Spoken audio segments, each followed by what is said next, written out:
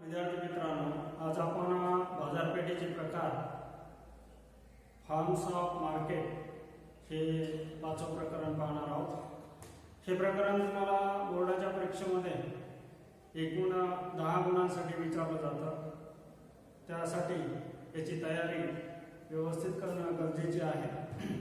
आता बाजारपेठेचे प्रकार पाहत असताना आपण थोडंसं त्याच्या इतिहासाकडे जर गेलं तर आपल्याला असं दिसून येतं की फार पूर्वीच्या काळाचा जर विचार केला, म्हणजेच आर्थिक जीवनाच्या सुरुवातीच्या कालखंडाचा जर आपण विचार केला तर आर्थिक जीवनाच्या सुरुवातीच्या कालखंडामध्ये जेवढ्या काही गरजा होत्या तेवढ्या सगळ्या गरजा त्यांनी गरजा भागवण्यासाठी लागणारे जे काही उत्पादन आहे ते स्वतः उत्पादित करत असत। नंतरच्या कालखंडामध्ये थोडा श्रम विभागणी किंवा विशेषीकरणाचं महत्त्व पडल्यानंतर वेगवेगळ्या वस्तूचं उत्पादन हे वेगवेगळे लोक करू लागले। म्हणजे सुतार लाकडाची कामं, चांभार चमड्याची कामं किंवा कुंभार मडक्याची कामं, हे जे असं विशेषीकरण झालं त्या विशेषीकरणाच्या कालखंडामध्ये मग आपल्या पूर्ण गरजा भागवण्यासाठी ह्या सर्व व्यक्तींना दुसऱ्याकडून वस्तू घेणं अनिवार्य झालं। मग या कालखंडामध्ये विनिमय हा महत्वाचा ठरला। सुरुवातीच्या कालखंडामध्ये आपणच वस्तू आपल्या गरजा भागवण्यासाठी लागणाऱ्या सर्व वस्तू आपणच उत्पादित करत असल्यामुळे विनिमयाचा संबंध येत नव्हता। पण विशेषीकरणाच्या कालखंडामध्ये विनिमय हा अति महत्वाचा ठरला। म्हणून आपण उत्पादित केलेली वस्तू दुसऱ्याला देणे आणि आपल्याला लागणाऱ्या गरजा भागवण्यासाठी म्हणजे आपल्या गरजा भागवण्यासाठी लागणाऱ्या वस्तू त्या दुसऱ्याकडून घेणे, म्हणजे एक वस्तू द्यायची आणि दुसरी वस्तू घ्यायची, त्याला वस्तू विनिमय हा या कालखंडामध्ये अति महत्वाचा ठरला। हा वस्तू विनिमय म्हणजे प्रत्यक्ष वस्तूचा विनिमय होय। म्हणजे दूध द्यायचं, कांदे घ्यायचे, काम करून घ्यायचं, गहू द्यायचे किंवा गहू द्यायचे, ज्वारी घ्यायचे, हा विनिमय प्रत्यक्षात या कालखंडामध्ये व्हायला लागला। पण आपण पाहतो की वस्तू विनिमयामध्ये बऱ्याच अडचणी येत असतात। आपण मागच्या वर्षी 11वीच्या वर्गामध्ये पैसा या प्रकरणामध्ये वस्तू विनिमयामध्ये येत असलेल्या अडचणी आणि त्याच्यातून पैशाचा उगम ह्या गोष्टीचा अभ्यास केलेला आहे। आपण पाहतो की वस्तू विनिमयामध्ये विभाजनाची अडचण आहे किंवा वस्तू साठवण्याची अडचण आहे, अशा अनेक अडचणी आहेत। या अडचणी कमी करण्यासाठी मग पैशाचा उगम झाला किंवा पैशाची निर्मिती झाली। मग या पैसा अस्तित्वात आला त्या नंतरच्या कालखंडात पैसा हा विनिमयाचा एक साधन म्हणून वापरायला सुरुवात झाली, तेव्हा विनिमय हा मोठ्या प्रमाणात होऊ लागला आणि मग याच कालखंडामध्ये बाजारपेठेचा विकास झाला। हा असा इतिहास आपल्याला बाजारपेठेचा पाहता येतो। नंतर या बाजारपेठेचा विकास मोठा होत गेला, अनेक बाजारपेठेचे प्रकार निर्माण झाले आणि मग हे बाजारपेठेचे प्रकार या प्रकरणामध्ये आपल्याला पाहायचे आहे। आणि पूर्ण स्पर्धेमध्ये वेगवेगळ्या वस्तूची किंमत कशी ठरते याही गोष्टीचा अभ्यास आपल्याला या प्रकरणामध्ये पाहायचा आहे। आता बाजार म्हणजे सर्वसामान्य व्यवहारामध्ये आपण असं पाहतो की ज्या ठिकाणी वस्तूची देवाणघेवाण होते, म्हणजे खरेदी विक्री होते, त्या ठिकाणाला आपण सर्वसाधारणपणे बाजार असं म्हणतो। पण अर्थशास्त्रामध्ये कुठल्याही एखाद्या ठिकाणापुरता बाजार ही संकल्पना मर्यादित नाही, त्या अर्थशास्त्राला बाजार ही संकल्पना एक व्यापक अर्थाने अपेक्षित आहे। म्हणून अर्थशास्त्रामध्ये असं म्हटलं जातं की एखाद्या वस्तूची देवाणघेवाण किंवा खरेदी विक्री होणाऱ्या ठिकाणालाच बाजार न म्हणता असा भूप्रदेश की ज्या भूप्रदेशावर ग्राहक आणि विक्रेते परस्परांशी वेगवेगळ्या माध्यमांच्या सहाय्याने जोडलेले असतील आणि त्यांच्यामध्ये जर खरेदी विक्रीचा व्यवहार होत असेल तर या पूर्ण भूप्रदेशाला बाजारपेठ म्हणावी, असा अर्थशास्त्राला बाजाराची संकल्पना अपेक्षित आहे। आता आपण पाहतो की बाजार ही जी संकल्पना आहे, बाजार ही संकल्पना स्पष्ट करण्यासाठी अर्थशास्त्रज्ञांनी वेगवेगळी मतं मांडलेली आहेत. आपण त्याला बाजारपेठेच्या व्याख्याही म्हणू शकतो. तर याच्यामध्ये सगळ्यात प्रभावशील जी व्याख्या आहे ती प्रभावशील व्याख्या पूर्णची समजली जाते. त्याच्यानंतर वेगवेगळ्या बाजारपेठेचे प्रकार जे आहेत त्यांच्यामध्ये चेंबरलिनचे असे, चापमन आहे, त्याच्यानंतर मार्शल सुद्धा. तर अशा प्रकारे अनेक अर्थशास्त्रज्ञांनी बाजारपेठेच्या वेगवेगळ्या संकल्पना किंवा वेगवेगळ्या व्याख्या आपल्याला सांगितल्या. त्याच्यामध्ये पहिली व्याख्या आपण पूर्णची पाहू, जे की बाजारपेठेमध्ये सगळ्यात महत्त्वाची व्याख्या समजली जाते. ऑगस्टिन कुर्नो हे असे म्हणतात की ज्या ठिकाणी वस्तूची खरेदी विक्री होते अशी एखादी विशिष्ट जागा म्हणजे बाजारपेठ नसून असा संपूर्ण भूप्रदेश की ज्यावर खरेदीदार आणि विक्रेते यांचा परस्परांशी इतका जवळचा संबंध असतो की ज्यामुळे एकाच वस्तूची किंमत सर्वत्र सहज आणि लवकर समान होण्याची प्रवृत्ती असते. असे ऑगस्टिन कुर्नो यांनी बाजाराविषयी मत मांडलेलं आहे. ते असं म्हणतात की आपण जे व्यवहारात अपेक्षित असलेली जी बाजारपेठेची संकल्पना आहे, म्हणजे ज्या ठिकाणी वस्तूची खरेदी विक्री केली जाते त्या ठिकाणाला आपण बाजारपेठ असं म्हणतो. तर ही जी संकल्पना म्हणजे बाजारपेठ नाही, तर ते काय म्हणतात, असा संपूर्ण भूप्रदेश, विशिष्ट जागा नाही तर असा संपूर्ण भूप्रदेश ज्या भूप्रदेशावर खरेदीदार आणि विक्रेते परस्परांशी एवढ्या जवळ संबंध साधतात किंवा परस्परांशी इतका जवळचा संबंध असतो की त्या संबंधामुळे काय होतंय की कुठल्याही एखाद्या वस्तूची किंमत सहज आणि लवकर एकसारखी होण्यास मदत होते. आता समजा आपण उदाहरणार्थ घेऊ की टमाटे आहेत किंवा कांदे आहेत. आता कांद्याचा व्यापार करणारे किंवा टमाट्याचा व्यापार करणारे असंख्य विक्रेते असतात आणि असंख्य खरेदीदार असतात. मग हे असंख्य विक्रेते आणि खरेदीदार ज्या वेगवेगळ्या भूप्रदेशावर, आता इथं जगामध्ये अनेक ठिकाणी असतात. आजचा आपण जर विचार केला तर आज आपण इंटरनेट किंवा ई कॉमर्स किंवा इलेक्ट्रॉनिक माध्यमाच्या सहाय्याने ई खरेदी, ऑनलाईन खरेदी आपण ज्याला म्हणतो, तर ऑनलाईन खरेदीच्या माध्यमातून आपण जगातली कुठलीही वस्तू खरेदी करू शकतो किंवा जगातल्या कुठल्याही व्यक्तीला आपण एखादी वस्तू विकू शकतो. मग जग हे आज सध्या जागतिक बाजारपेठ तयार झालेली आहे आणि पूर्ण जग आज एक बाजारपेठ म्हणून समजलं जातं. म्हणून जगातला कुठलाही व्यक्ती जर खरेदी विक्रीशी संबंधित असेल तर ह्या सगळ्या त्या संबंधित संपूर्ण भूप्रदेशाला आपल्याला बाजारपेठ म्हणता येतात. आणि यामुळे काय होतं की कुठल्याही एखाद्या वस्तूची किंमत लवकर आणि सहज एक समान होण्यास मदत होते.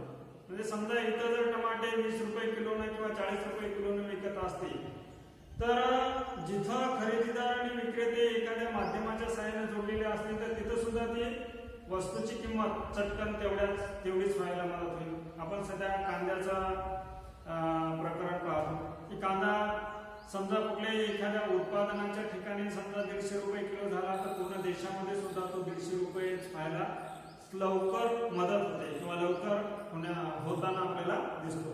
तर अशा प्रकारे हा संपूर्ण भूप्रदेश, ज्या भूप्रदेशावर खरेदीदार आणि विक्रेते परस्परांशी संबंधित असतात आणि त्या संबंधामुळे ती कुठलीही वस्तू एक समान किंमत व्हायला मदत होते, असं पूर्ण यांचं मत आहे.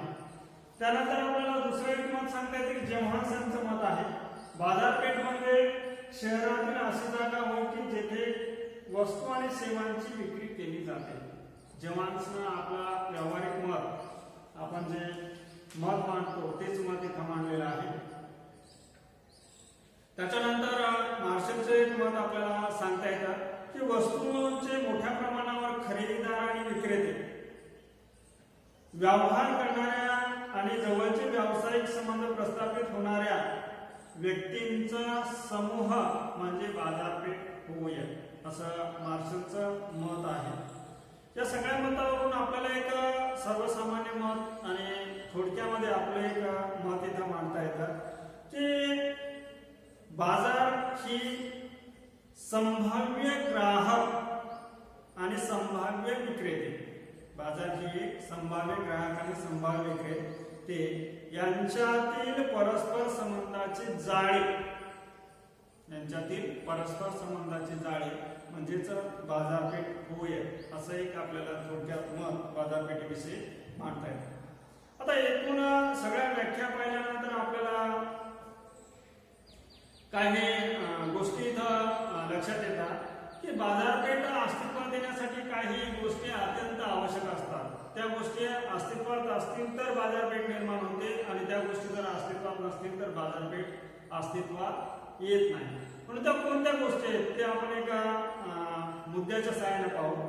ते पहिला आपल्याला गोष्ट सांगता येते की ग्राहक आणि विक्रेते, म्हणजे बाजारपेठ तेव्हाच अस्तित्वात येईल जेव्हा ग्राहक आणि विक्रेते तिथं परस्पर संबंधित असतील किंवा परस्परांच्या जवळ येत असतील किंवा परस्पराशी संबंध साधतील, अन्यथा बाजारपेठ अस्तित्वात येणार नाही.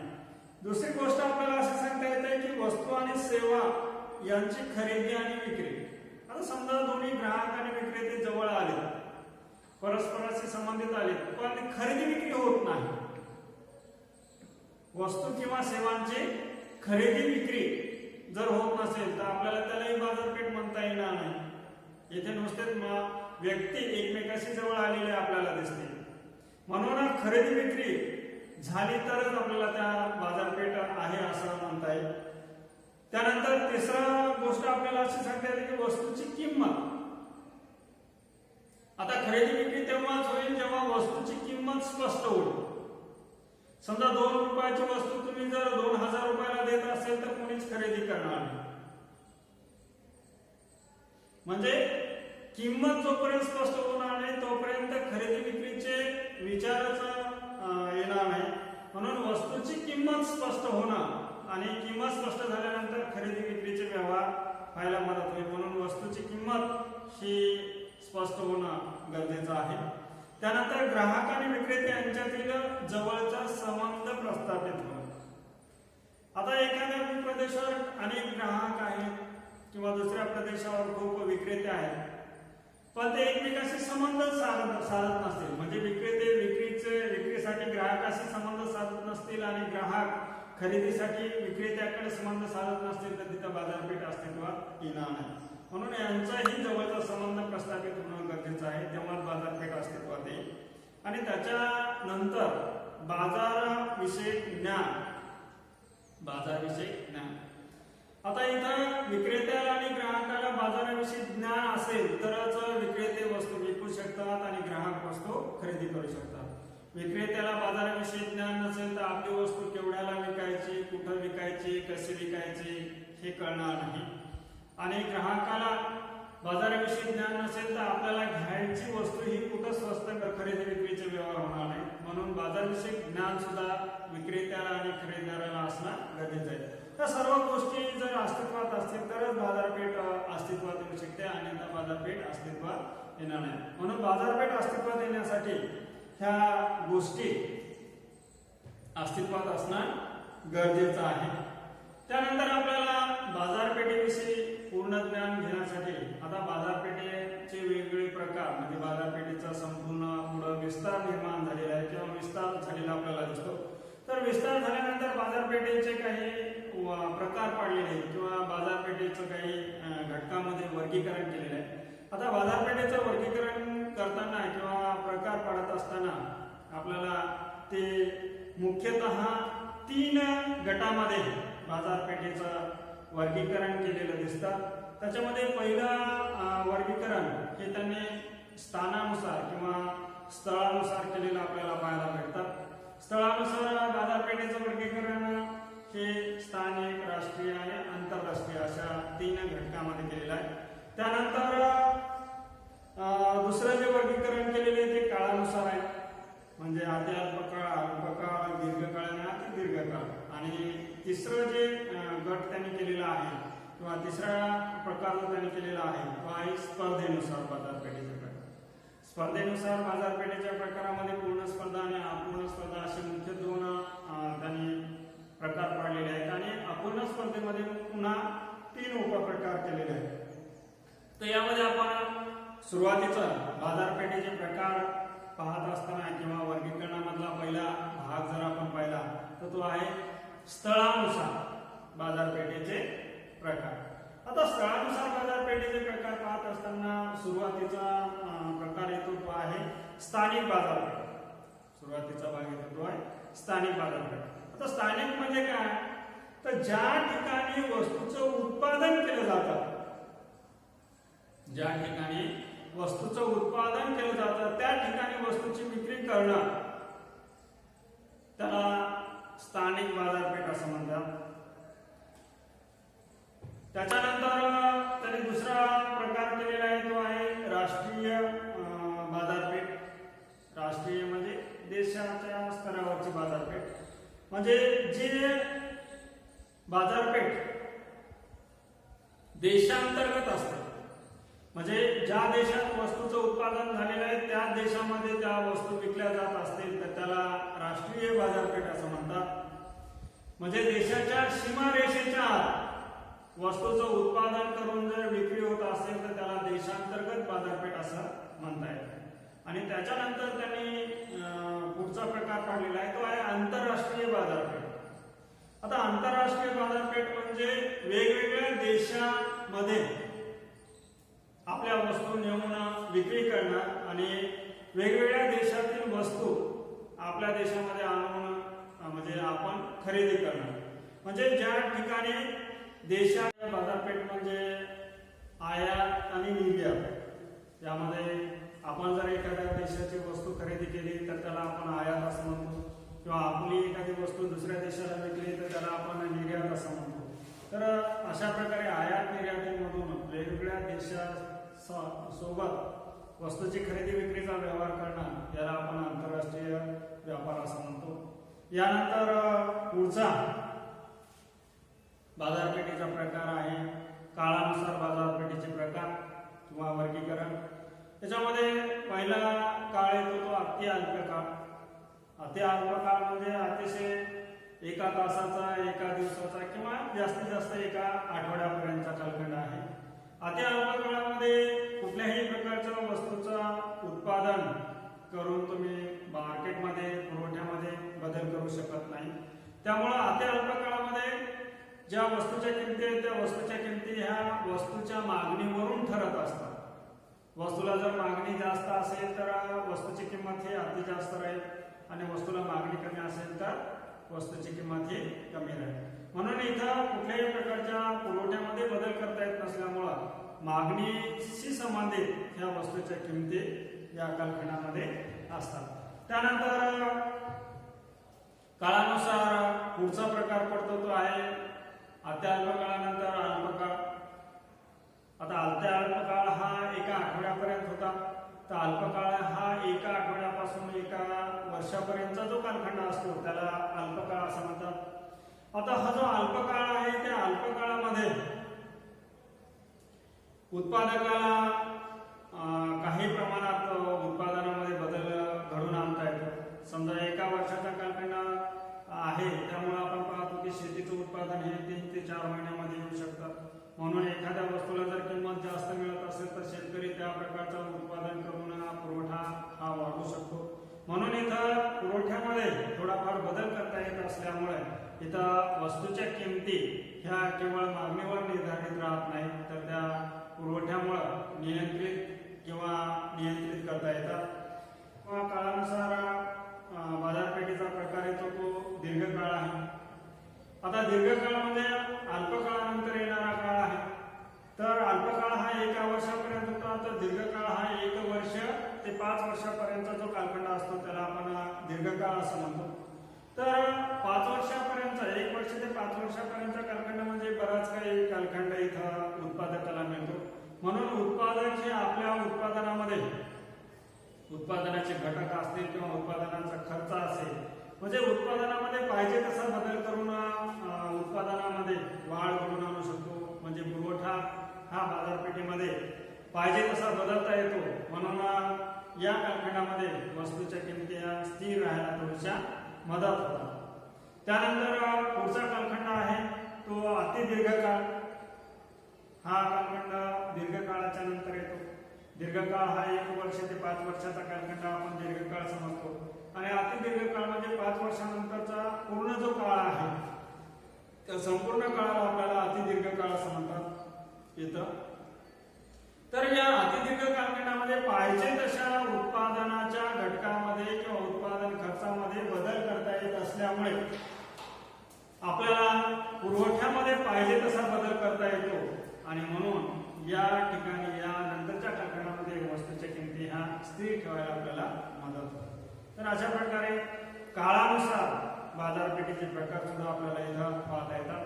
त्यानंतर बाजारपेठेचे मुख्य जे प्रकार आहेत ज्याचा आपल्याला विस्ताराने अभ्यास करायचा आहे ते आहेत स्पर्धेनुसार बाजारपेठेचे प्रकार. आता स्पर्धेनुसार बाजारपेठेच्या प्रकारामध्ये त्यांनी मुख्यतः 2 प्रकार केलेले आहेत. पहिला प्रकार येतो तो पूर्ण आणि दुसरा मुख्य प्रकार आहे तो अपूर्ण स्पर्धा. आता पूर्ण स्पर्धा ही प्रत्यक्ष बाजारपेठेपेक्षा एक आदर्शात्मक बाजारपेठ आहे किंवा एक काल्पनिक संकल्पना आहे. म्हणजे सध्याची बाजारपेठ समजून घेण्यासाठी एक आदर्शात्मक बाजारपेठ कशी असावी हे इथं समजून सांगण्यासाठी पूर्ण स्पर्धा घेतलेली आहे. तर पूर्ण स्पर्धा हे बाजारपेठेचा एक आदर्श आणि काल्पनिक प्रकार आहे किंवा बाजारपेठेची काल्पनिक संकल्पना आहे. या पूर्ण स्पर्धेच्या वेगवेगळ्या अर्थशास्त्रज्ञांनी वेगवेगळ्या व्याख्या करून पूर्ण स्पर्धेची संकल्पना समजून सांगण्याचा प्रयत्न केलेला आहे. तर पूर्ण स्पर्धेमध्ये श्रीमती रॉबिन्सन जे आहे त्या श्रीमती रॉबिन्सन पूर्ण स्पर्धेच्या बाबतीत असं म्हणतात की जेव्हा प्रत्येक उत्पादकाच्या उत्पादनाला असणारी मागणी पूर्ण लवचिक असते तेव्हा पूर्ण स्पर्धा अस्तित्वात येते. आता रॉबिन्सन ह्या ज्या आहेत त्यांनी उत्पादनाला असणारी मागणी पूर्ण लवचिक असते. लवचिक म्हणजे बदलणाऱ्या वस्तूची किंमत थोडीशी जरी वाढली तरी वस्तूची मागणी अतिशय कमी होणं आणि वस्तूची किंमत थोडी जरी कमी झाली तरी वस्तूची मागणी ही अतिशय जास्त होणं. म्हणजे किमतीच्या थोड्याफार फरकामुळे मागणीमध्ये जर बदल होत असेल तर त्याला पूर्ण लवचिक असं म्हणता येतं. म्हणून ज्या बाजारपेठेमध्ये वस्तूची मागणी ही पूर्ण लवचिक असते त्या बाजारपेठेला आपल्याला पूर्ण स्पर्धा मानता येतं असं रॉबिन्सन यांचं मत आहे. त्यानंतर पुढचा एक मत आपण इथं पाहणार आहोत. प्राध्यापक जॉर्ज लीलँड ब्रॅच यांची व्याख्या एक चांगली समजली जाते. ते म्हणतात की जेव्हा बाजारात असंख्य विक्रेते असतात परंतु त्यापैकी कोणताही बाजारातील किमतीवर प्रभाव टाकण्याइतपत मोठा नसतो तेव्हा त्याला पूर्ण स्पर्धा असं म्हणायचं. आता जॉर्ज लीलँड ब्रॅच यांचं असं मत आहे की बाजारपेठेमध्ये म्हणजे पूर्ण स्पर्धेच्या बाजारपेठेमध्ये असंख्य विक्रेते असतात. आता असंख्य विक्रेते असतात म्हणून काय असतं की याच्यामध्ये स्पर्धा असते पण याच्यामधला एकही विक्रेता असा नसतो की ज्याच्या येण्यामुळं किंवा ज्याच्या जाण्यामुळं बाजारपेठेच्या वस्तूवर कुठल्याही प्रकारचा प्रभाव घडून येत नाही. म्हणून कुठलाही असा मोठा विक्रेता नसतो की जो बाजारपेठेच्या वस्तूच्या किमतीवर प्रभाव पाडू शकेल. त्यानंतर एक सर्वसामान्य व्याख्या आहे जी की परिपूर्ण आहे असं आपल्याला म्हणता येतं की पूर्ण स्पर्धा म्हणजे असा बाजार आहे किंवा पूर्ण स्पर्धा म्हणजे बाजारपेठेचा असा प्रकार आहे की ज्यामध्ये विक्रेते आणि ग्राहक असंख्य असतात. ज्या बाजारपेठेमध्ये असंख्य ग्राहक आणि असंख्य विक्रेते असतात आणि ते कोणत्याही निर्बंधाशिवाय एजन्सी वस्तूची खरेदी विक्री करण्यात गुंतलेले असतात या आणि त्यांना बाजारपेठेचे पूर्ण ज्ञान असते अशा बाजारपेठेला पूर्ण स्पर्धा असे म्हणतात. अशा प्रकारचं एक सर्वसामान्य व्याख्या आपल्याला बाजारपेठेची सांगता येते. तर अशा प्रकारे बाजारपेठेची व्याख्या पाहिल्यानंतर आपल्याला या बाजारपेठेचे काही वैशिष्ट्य सांगता येतात. पूर्ण स्पर्धेच्या बाजारपेठेची वैशिष्ट्य